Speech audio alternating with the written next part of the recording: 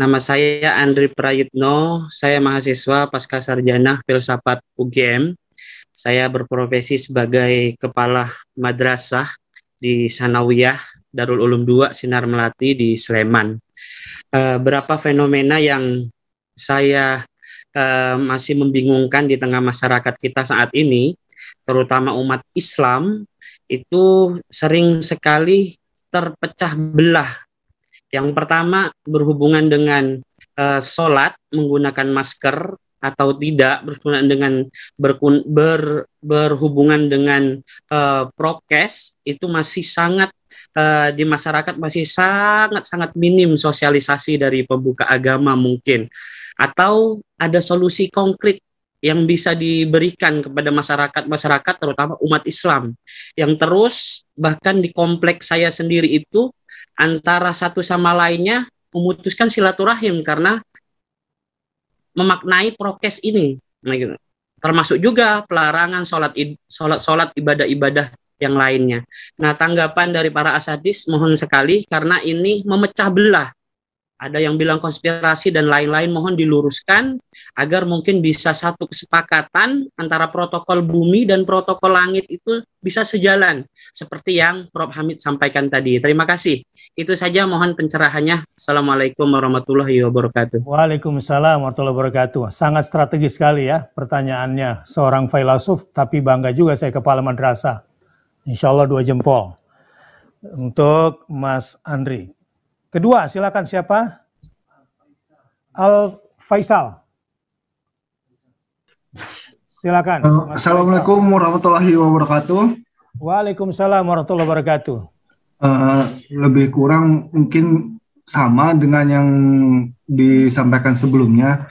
Memang saya lihat ada beberapa ustadz lah, tokoh-tokoh agama memang sepertinya agak cuek gitu untuk masalah prokes ini, sehingga di masyarakat itu jadi seperti pembenaran. Jadi ada beberapa masyarakat itu ada kok tokoh-tokoh agama, ustadz yang memang tidak tegas gitu. Jadi ini malah dia boleh dibilang tidak produktif di kondisi pandemi ini. Jadi dikhawatirkan ada yang memanfaatkan dari pernyataan-pernyataan para ustadz itu. Itu mungkin lebih kurang intinya sih sama dengan yang disampaikan sebelumnya. Terima kasih. Assalamualaikum warahmatullahi wabarakatuh. Waalaikumsalam warahmatullahi wabarakatuh. Mas Faisal di mana ya? Maaf, di Depok, Ustadz. Apa kegiatannya? Masyarakat umum biasa. Baik, menarik sekali, tapi ada tekanan ketidaktegasan tokoh agama ini menjadi pintu masuk buat mereka-mereka yang memanfaatkan situasi, membuat masyarakat menjadi lemah, semangat menjalankan prokes, dan semangat keluar dari pandemi ini.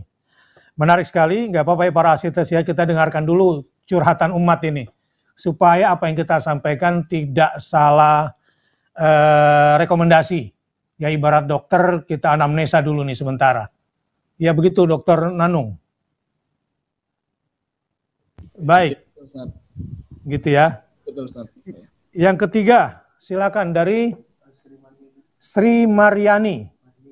Mariani. Ya, Assalamualaikum warahmatullahi wabarakatuh. Waalaikumsalam warahmatullahi wabarakatuh. Langsung saja Ustadz, Ya. Saya banyak sekali, ya banyak yang pro dan kontra mengenai vaksin. Ya. Di mana meragukan kehalalannya. Karena di medsos ataupun video-video yang beredar pun banyak, ya salah satunya ulama atau dokter-dokter pun yang masih meragukan tentang vaksin, begitu juga dengan anggota dewan. Nah, untuk itu masih banyak keraguan. Mohon penjelasannya, Ustadz. Saya Sri Mariani, salah satu pengajar di SMP Depok. Terima kasih. Ibu Sri Mariani termasuk yang ragu juga sama vaksin nih berarti? Iya. Baik. Kalau boleh tahu kenapa ragu? Ya kan banyak yang mengatakan kehalalannya belum pasti. Oh, masalah kehalalannya ya. Terima Iya. kasih. Ini curhatan yang bagus sekali. Dan jelas, clear. Oke, selanjutnya setelah Ibu Sri Mariani, siapa lagi? Lina Herlina. Di mana dan apa profesinya? Baik, terima kasih Pak Kiai. Assalamualaikum warahmatullahi wabarakatuh. Waalaikumsalam warahmatullahi wabarakatuh. Saya Lina dari Bekasi, ya, salah satu pengajar di salah satu sekolah. Baik, yang saya amati gitu ya, mungkin semuanya juga banyak orang-orang yang menerima seperti itu apakah hoax atau bukan, tapi berita-berita yang negatif lah gitu ya. Salah satunya seperti tadi yang Ibu Sri katakan tentang vaksin atau tentang apa yang terjadi sekarang ini, misalnya banyak tiba-tiba katanya apa namanya, ibaratnya tiba-tiba sakit terus padahal cuma flu aja sama ini, ternyata begitu nyampe ke rumah sakit dibilangnya COVID gitu kan. Bahkan ada berita yang bilang tetangganya katanya disuruh ngaku harus COVID, padahal bukan gitu kan. Nah berita-berita seperti itu kan udah termasuk, kalau memang betul terjadi, berarti termasuk salah satu kezoliman.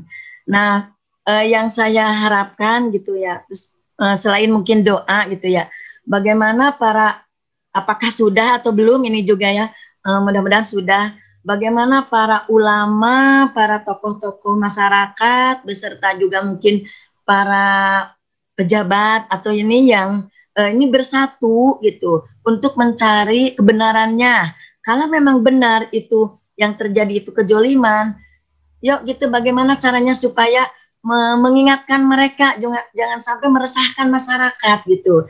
Baik, terima kasih Ibu Lina di Bekasi, sudah saya tangkap maksudnya. Tadi sebetulnya cuma 3, tapi nggak apa-apa lah, bonus 1 jadi 4.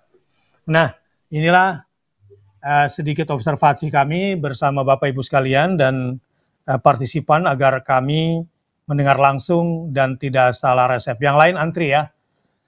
Oke, saya ingin mulai dari Dr. Nanung dulu deh, ya. Karena ini banyak menguasai, yang paling menguasai di antara kami protokol dunianya, ya, protokol buminya. Walaupun beliau juga sangat kuat kelangitannya, karenanya recommended untuk mendengar penjelasan Dr. Nanung. Kira-kira apa nih tanggapannya Dr. Nanung terhadap ini? Assalamualaikum warahmatullahi wabarakatuh. Waalaikumsalam warahmatullahi wabarakatuh. Bapak Ibu yang saya hormati, begini, kita ini sering dibuat susah karena sikap kita sendiri. Kita seringkali menganggap info-info di media sosial itu semuanya benar, padahal tidak. Di medsos itu banyak orang yang bukan dokter, tetapi mengeluarkan rekomendasi seakan-akan dokter ahli, padahal bukan. Banyak pula orang-orang yang bersikap ala ulama, padahal bukan. Nah, maka kemudian masyarakat jadi bingung gitu, karena mensejajarkan hoax dengan berita yang valid. Contohnya misalnya ketika ada orang mendengar berita atau membaca ini hanya sakit flu biasa, tapi kemudian di-COVID-kan. Nah, ini kemudian kita bingung. Kenapa kita bingung? Karena kita menganggap informasi tadi benar. Nah, padahal COVID atau tidak COVID itu kan berbasis info resmi dari dokter. Dan dokter belajarnya lama dan menggunakan keahlian beliau. Nah, salah satu alat yang bisa dipakai untuk menentukan seseorang COVID apa tidak itu adalah PCR. PCR itu cara kerjanya menggunakan deteksi sekuensi atau urutan DNA. Jika seseorang itu dicek dengan swab nasofaring, misalnya di hidung dicek begitu, kemudian ada di sampel ini ada sekuensi atau urutan DNA yang spesifik sama dengan corona, berarti fix dia kena COVID. Jadi bukan kemudian di-COVID-kan, memang pemerintah menetapkan bahwa kalau orang itu sakit COVID, maka biayanya menjadi gratis gitu. Maka kalau mau di-COVID-kan, artinya memang ini setuju tanda tangan COVID karena memang fix, maka kemudian gratis. Karena kalau tidak, bayarnya mahal sekali. Kemudian memang banyak ulama-ulama, ada beberapa mubaligh gitu ya, yang sebenarnya tidak paham mengenai vaksin, itu mengeluarkan info-info yang tidak benar tentang vaksin. Ada yang mengatakan ini konspirasi, ada yang mengatakan ini nanti 2 tahun setelah divaksin meninggal.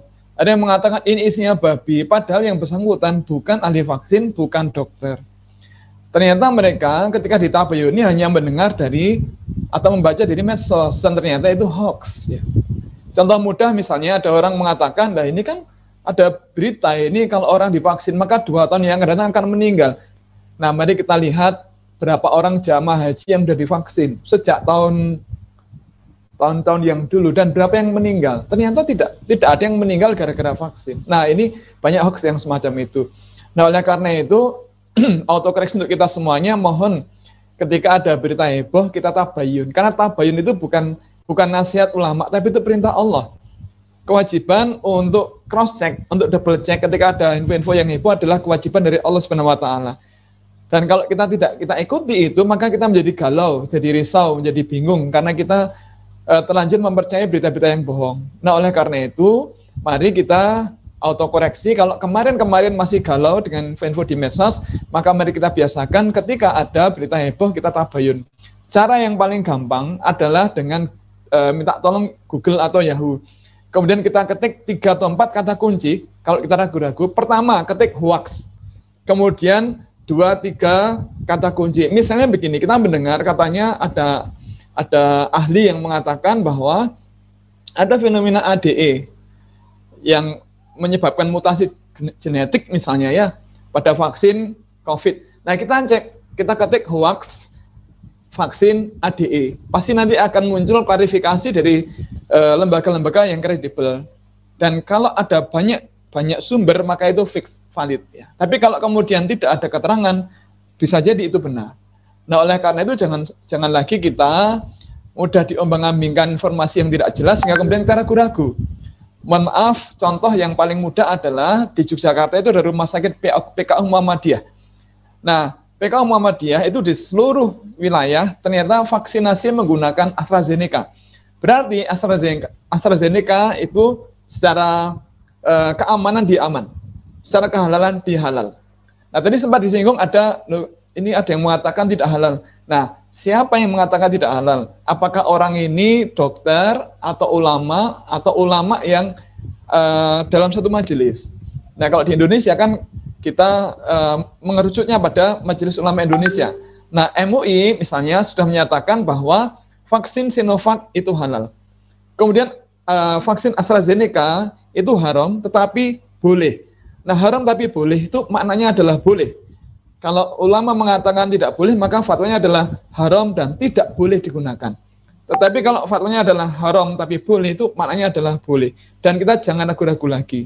Maka jangan sampai kemudian kita sekali lagi mudah diombang-ambingkan dengan berita yang tidak jelas yang kemudian kita menjadi galau dan bingung. Kira-kira demikian, Ustaz.